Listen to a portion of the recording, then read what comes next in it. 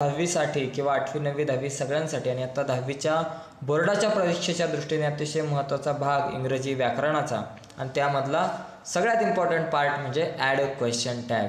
मित्रांनो, यावरती एक गुणांसाठी सुद्धा प्रश्न नक्कीच विचारला जातो आणि रायटिंग स्किलमध्ये सुद्धा याचा आपल्याला उपयोग मोठ्या प्रमाणात होणार आहे. सगळ्यात महत्त्वाची गोष्ट लक्षात घ्यायची ॲड अ क्वेश्चन टॅग शिकताना की बघा, ॲड अ क्वेश्चन टॅग म्हणजे काय, तर विधानार्थी वाक्याच्या शेवटी जोडलेला एक छोटासा प्रश्न. म्हणजे एखादं विधान केल्यानंतर त्या विधानानंतर कॉमा देऊन आपण एक छोटासा प्रश्न छेडतो, त्यालाच आपण ॲड क्वेश्चन टॅग आपण असं म्हणतो, क्वेश्चन टॅग म्हणतो त्याला आपण ॲक्च्युली. तर या ॲड अ क्वेश्चन टॅगसाठी काही छोटे मोठे नियम जे आहेत ते आपल्याला समजून घेणं गरजेचं आहे. सगळ्यात पहिला आणि महत्त्वाचा नियम म्हणजे होकारार्थी वाक्य जर एखादं असेल तर त्या होकारार्थी वाक्याचा टॅग जो आहे, क्वेश्चन टॅग जो आहे, तो आपल्याला काय करायचा आहे, नकारार्थी करायचा आहे. उदाहरणार्थ काय बाबा, Ram is a good boy, Ram हा चांगला मुलगा आहे. याचा जर का आपल्याला टॅग करायचा आहे तर तो टॅग करत असताना सगळ्यात पहिली गोष्ट आपल्याला जो प्रश्न दिलेला आहे जो तसाच्या तसा लिहायचा. Ram is a good boy, हा Ram is a good boy लिहिल्यानंतर बॉय नंतर वाक्य संपल्यानंतर आपल्याला एक कॉमा द्यायचा आहे आणि कॉमा दिल्यानंतर सहाय्यकारी क्रियापद काय आहे, इज आहे. तर त्या इजला नॉट, इज नॉट म्हणजे इजंट, सहाय्यकारी क्रियापदाला इजला नॉट लावला की इजंट ही, इज असेल तर इजंट ही, वॉज असेल तर वॉजंट ही. ही कुठून आला, हा जो राम आहे तर राम हा मुलगा आहे म्हणून ही, मुलगी असती तर शी वापरलं असतं, इजंट शी वापरलं असतं. परंतु Ram is a good boy, मग Ram is a good boy लिहिल्यानंतर कॉमा दिला आणि नंतर लिहिलं इजंट ही आणि नंतर प्रश्नचिन्ह देणं सुद्धा खूप महत्त्वाचं आहे. प्रश्नचिन्ह नाही दिलं तर आपले मार्क जाण्याची दाट शक्यता आहे. यानंतरचा पुढचा महत्त्वाचा प्रश्न, महत्त्वाचा मुद्दा आहे नकारार्थी वाक्याचा ॲड अ क्वेश्चन टॅग किंवा क्वेश्चन टॅग हा होकारार्थी होतो.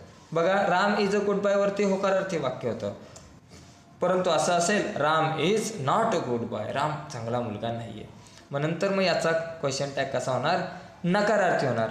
Ram is not a good boy comma देऊन इजंटच्या ऐवजी फक्त इज ही लिहिलं आपण. ओके, म्हणजे दोन मुद्दे लक्षात ठेवले पाहिजे. होकारार्थी जर वाक्य असेल तर त्याचा टॅग हा नकारार्थी होतो आणि नकारार्थी वाक्याचा टॅग हा नेहमी होकारार्थी होतो.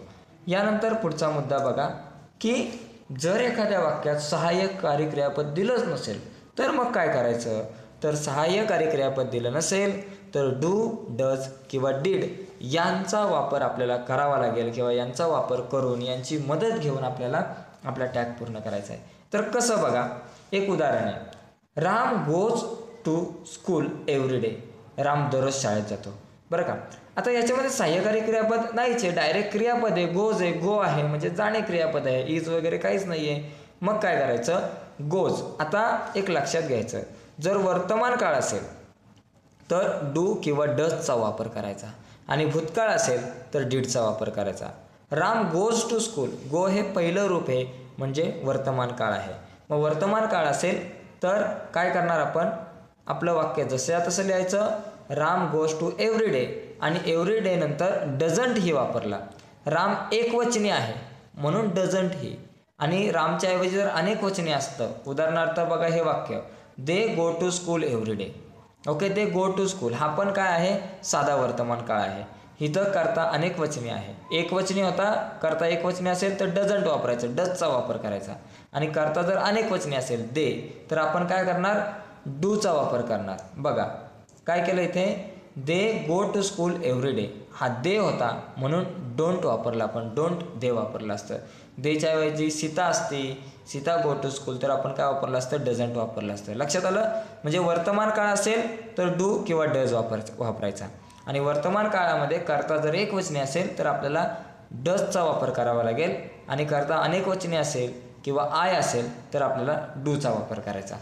सॉरी अनेक वचनी किंवा आय असेल तर डूचा, करता एक वचनी असेल तर डज आणि अनेक वचनी असेल किंवा आय असेल तर डू वापरायचा. ओके, आता डीड केव्हा वापरायचा, जर दिलेलं वाक्य भूतकाळातलं असेल, साध्या भूतकाळातलं असेल तर आपल्याला काय वापरायचं, डीड.